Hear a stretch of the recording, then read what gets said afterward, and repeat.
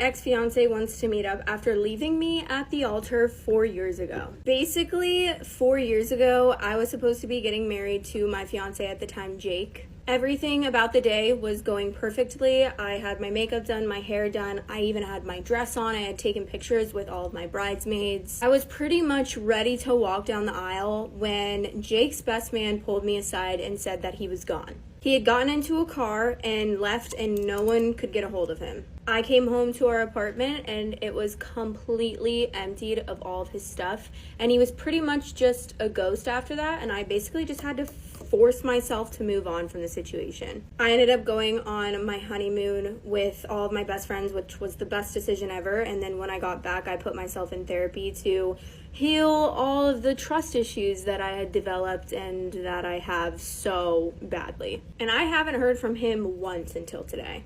I guess he got back in contact with one of our old mutual friends, and Jake got my number from him. And Jake told me that he wants to meet up and talk and apologize for everything. He says that he has a lot to explain to me about that day. And to be completely honest with you, I'm torn. I swore to myself that Jake was just a dead memory and that I would never speak to him or think about him ever again. But my curiosity and desire to get closure has been pestering at me so much lately. My current boyfriend respects and supports whatever I decide, but I feel like out of respect to my boyfriend, I should just ghost Jake completely. I'm just very confused and I have no idea what to do because I was not expecting to ever hear from Jake again. Any advice would be greatly appreciated. My ex-fiance wants to meet up after leaving me at the altar 4 years ago. This is the update. Going against most of the advice that you guys told me, I did end up meeting up with Jake, and as most of you guys said, it added zero value to my life. It was part of a 12-step program that my ex was a part of, and he was just trying to make amends. We met up at a park, and my boyfriend came with me, but he stood off to the side while me and Jake talked. I actually feel more stupid after meeting up with him. There were so many things in our relationship that if I would have paid closer attention, I should have left him over, and if he also wasn't such a good liar, I would have been out the door. Basically, for the last year of our relationship, he was heavily involved in an addiction and he was cheating on me. He had been struggling with his sexuality for years, and it's not surprising that it ended up this way now, knowing the details. His whole family is incredibly homophobic and they are horrible people, and I wanted nothing to do with them our whole relationship, but he really wanted them around for big life events like our wedding. The substances were just to get him through the day and to kind of convince himself that he was in love with me, even though he was in love with someone else. He actually had met his boyfriend at his work, and I had met him a few times when I dropped off lunch to Jay. When our wedding approached, his boyfriend said that he needed to choose between the two of us, and Jake chose him. So he packed up his bags and pretended that everything was great until his boyfriend picked him up and they moved 2 towns over. I asked him if he was still with his boyfriend, and he said no. He thought that he could quit his addiction after he was free of his family, but he ended up not being able to, and his boyfriend left him because of that. Something really traumatic happened to him, and it was involving one of his hookups that he would hook up with often, and that's when he realized that he really needed to quit. He basically apologized for everything and apologized for leading me on, not telling me what was going on. He said that he wishes that he could go back and just tell me because he knows that I would have been the most accepting out of everyone. He said that he missed me when he left because even though he wasn't in love with me romantically, I was still his best friend. It was honestly a lot to take in, and I told him that I'm glad that he's okay and that he's doing better now. I told him that I'd prefer us to not have any contact going forward, but that I do forgive him for everything. I'll admit it, when I got home, I did cry a lot. My boyfriend was so supportive and he just consoled me, and we ordered our favorite takeout for the night. He has been the best about this whole situation, and he didn't pressure me to talk about anything until I was absolutely ready to. So if I got anything out of the worst day of my life, it led me to who I'm with now, and I'm really grateful for that. Am I the asshole for stealing $10,000 from my best friend? So back in 2020, when the pandemic started, my best friend had got laid off from her job. Me, I kind of already worked from home, so as far as working, I never got laid off. Since she was out of work, she was trying to find new ways of making income, And one of them was starting a business. She wanted to start a nail business, which, by the way, this girl could not do nails. And this is no way to bash my friend. She just didn't have the patience to even do her own nails. It took her maybe like 3 months to develop her business, but once she had got it running, she started making a lot of money. And I was happy for her, but I was confused on how she was making money because I've never seen her, do anyone's nails. She said in order for me to understand her business, she's not going to give the ins and outs unless I were to join her. And I was like, cool, I guess we both can make money, which I'll explain in part 2. Part 2 of me stealing $10,000 from my best friend. So I joined her business. Mind you, I didn't know exactly what it was about. I just knew it had something to do with nails, and she made little small posts of like nails. When I went to her house and saw her bedroom, she had a lot of press-on nails all over the place. So I was like, oh, she's selling press-on nails. That explains. She told me where she had got everything from, how she markets herself, just explains everything to me. And I was like, oh, wow, this is really great of what you done.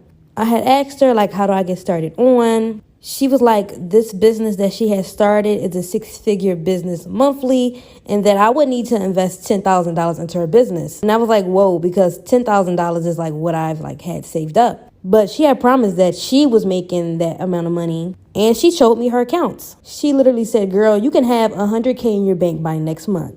So of course I joined on, and I explained how she tricked me in part 3. Part 3 on how I stole $10,000 from my best friend. So after a month within joining, she said I would have to pay for some of the stock, which was okay, the marketing, the website, and I also had to help her run, the pages for her business. Well, our business now. I remember when I first had joined on, she was saying the business is going to be slow for just a few weeks. And, I trusted her because that was my girl. And every month, I just was still investing into her ads, still investing into promotion. On top of the $10,000, I was still investing more and more money.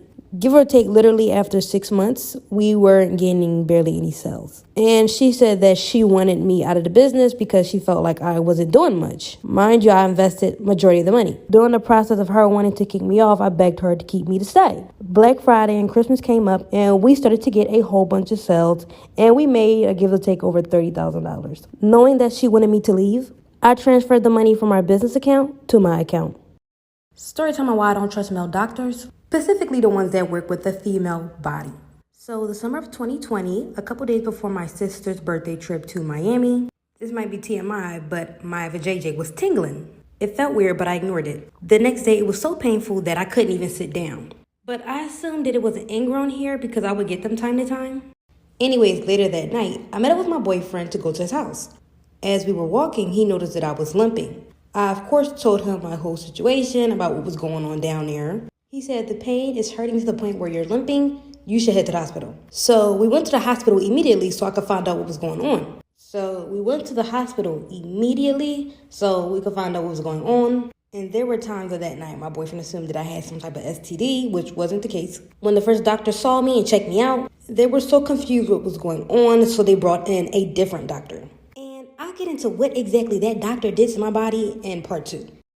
Part 2 on why I do not trust male doctors, specifically the ones that work with the female body. So the second doctor came in and he told me to open up my legs. And this man immediately took 3 fingers and shoved it in. When I tell you that was the most painful experience I've ever had in my life, it was so painful. More painful than childbirth. He was twisting his fingers as though he was looking for something. He couldn't tell me exactly what it was, but he said that I should be fine. Maybe 5 minutes later, a nurse came in. She said the doctor said that I had lymph nodes, and they prescribed me with 3 different drugs. And they put a shot in my butt. If you have the option to get in your arm, get it in your arm. When I got done, I went back home, started taking the drugs. The drugs made me feel really sick. I was shaky, fatigued, getting heat flashes, nausea, and my heart was racing super fast. And still with the drugs, the pain was not going away. A few days later, I went back to the hospital because the drugs just weren't working. And when I got checked out, I was diagnosed with something completely different than what I was told, which I will be getting into in part 3. Part 3 on why I do not trust male doctors, specifically the ones that work with female bodies. So like I said, I went back to the ER and was diagnosed with something completely different. So all the prescriptions that the doctors had me taking were the wrong drugs. So the process of me being in the hospital, a different doctor had checked me out. When I told the other doctor what I had, or what I was told by their other doctor, he was like, lymph nodes? Who told you that? I said, one of your doctors, and he gasped.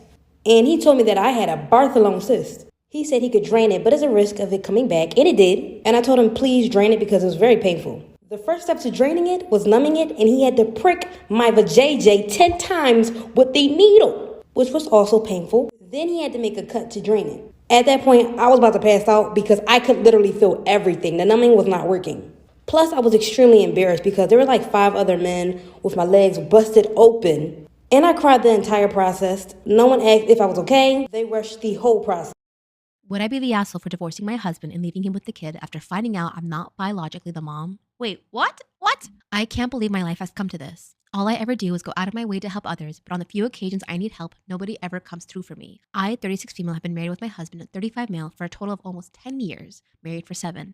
We had what I thought was my child by surrogate over 2 years ago because after 4 years of trying to conceive with no success, despite medical interventions, it turns out I am unable to carry a child to term. I always had wanted to be a mom. Devastated is an understatement regarding how I felt when I found out I have a medical condition that would make it nearly impossible to carry a baby to term. It was even more devastating when I had to get a major surgery to remove uterine growth with the hope to increase fertility, and complications during surgery warranted a partial hysterectomy involving removal of my uterus. I still had my ovaries, so we started looking in the cost of a surrogate. It is really expensive. My close friend since college, who would already have 2 kids of her own, offered to serve as a surrogate for us to cut down on costs. After 2 disappointing IVF sessions that did not result in pregnancy, she became pregnant on the 3rd try and carried a boy to term for us. I was so happy and busy after the birth between being a mom and returning to work after 4-week parental leave, so I didn't notice any warning signs. I should have noticed the red flags and warning signs early on, but did not because I was so exhausted from working so much at my stressful job and 2 part-time jobs to cover most of the bills and anticipated medical and legal costs associated with this friend becoming our surrogate. I was the primary breadwinner. My friend and my husband started talking more, and I would sometimes come home from my weekend job to find her already hanging out at our house when my husband was there. I chalked it up as innocent, and it's good for her to know my husband better since she was in the process of hopefully carrying our child for us. I was grateful to have someone helping us have a child. I also thought it was weird that our son has brown eyes when both of us have blue. Then I found out that while this is uncommon, it's possible sometimes due to many genes controlling eye color.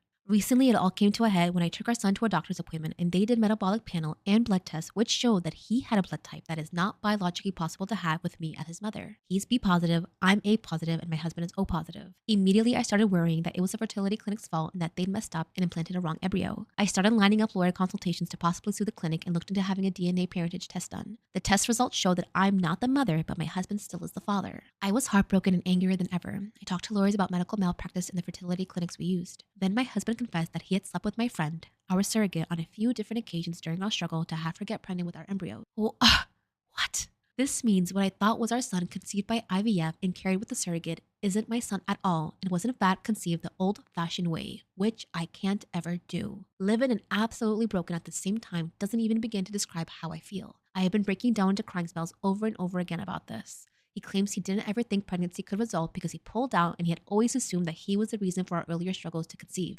both before my hysterectomy and during the IVF insemination process with this friend. I felt an immediate triple betrayal from what was supposed to be my husband, my friend, and not knowing my child isn't even really mine. I had such white hot rage and delirium. I immediately left home and stayed at a hotel for almost a week before asking my parents to let me stay at home for a while. I admit I left our son with him. I am now filing for divorce because he cheated and betrayed me in the worst way possible. I also have cut off my friendship with this friend, the surrogate, and feel afraid to trust anyone else ever again. I have seen a divorce lawyer to see about giving up my legal rights to this kid so I don't have to face such betrayal or owe child support. My husband and surrogate friend admit they were wrong and keep apologizing, but they also call me immature. What the? Oh no! My husband and surrogate friend admit they were wrong and keep apologizing, but also called me immature and heartless to just give up my son like that. My parents also say I can't give up on a kid like that, and I went through so much legal and medical hoops to have him. When I told them I refused to stay in a cheater marriage and I'd rather adopt someday with a better, more trustworthy partner, they also told me I was wrong and that maintaining my parental rights isn't much different than if I adopted outright. They said it isn't blood that makes a family. They're all about me divorcing my cheater husband, but keep telling me I'm making a mistake giving up my parental rights. Some of my other friends agree with what I'm doing. A few admitted they weren't big enough to swallow pride and care for an affair baby or to see daily reminders of my friend/surrogate's betrayal every time I look at her son. I just want a clean break and a fresh start. I'm also looking at relocating several states away. Am I the asshole to give up my parental rights in the divorce because a kid I paid a lot of money to have born by surrogacy isn't biologically mine at all, but the surrogates? Absolutely not. No, do not let them guilt you into keeping this kid as your kid. Every person would agree that if this was a man, one of their biggest fears finding out that raising a child is not theirs, this is literally the same exact thing. It's betrayal of trust. They lied to you, they cheated behind your back. Why should you raise your child? No, do not let them try to guilt you into keeping this baby. Your husband trying to defend himself by saying he wasn't trying to get the friend pregnant is crazy. Like, bro, that's not a defense. That's just like, that's cheating. It's like, no, I was sleeping with her, but I wasn't trying to get her pregnant. Wow.